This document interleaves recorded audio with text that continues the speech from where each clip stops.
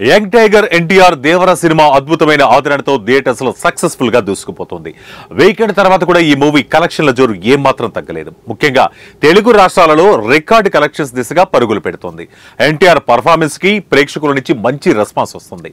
రెండు పాత్రలలో నటించిన ఎన్టీఆర్ కథని తన భుజాలపై వేసుకుని నడిపించాడని ఆడియన్స్ అంటున్నారు.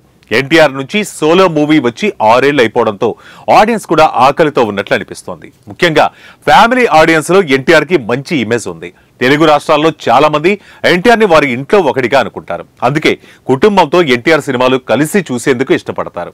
ఇక అక్టోబర్ 2న గాంధీ జయంతి సెలవు దొరకడంతో మరలా 6వ రోజు దేవరా కలెక్షన్స్ గణనీయంగా పెరిగాయి.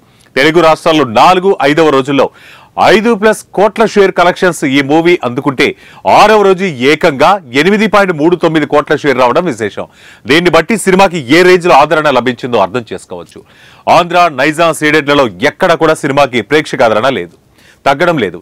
6వ రోజు ఏరియాల వారీ వచ్చిన కలెక్షన్స్ చూస్తుంటే ఇది స్పష్టంగా తెలుస్తోంది.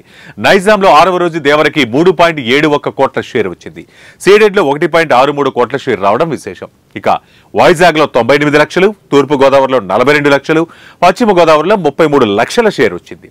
కృష్ణా జిల్లాలో 49 లక్షలు, గుంటూరులో 46 లక్షలు, నెల్లూరులో 37 లక్షల షేర్ ఈ సినిమా వసూలు చేసింది. ఓవరాల్ గా రెండు తెలుగు రాష్ట్రాలలో 6 రోజుల కలెక్షన్ చూసుకుంటే 107.03 కోట్ల షేర్ ఉంది. ఆల్మోస్ట్ 3 ఏరియాలలో బ్రేక్ ఈవెన్ టార్గెట్ దగ్గరికి కలెక్షన్స్ వచ్చేసాయి. దసరా ఫెస్టివల్ హాలిడేస్ కూడా కలిసి రానున్న నేపథ్యంలో మూవీ కలెక్షన్స్ మరింత పెరిగే అవకాశం ఉందని ట్రేడ్ పండితులు అంచనా వేస్తున్నారు.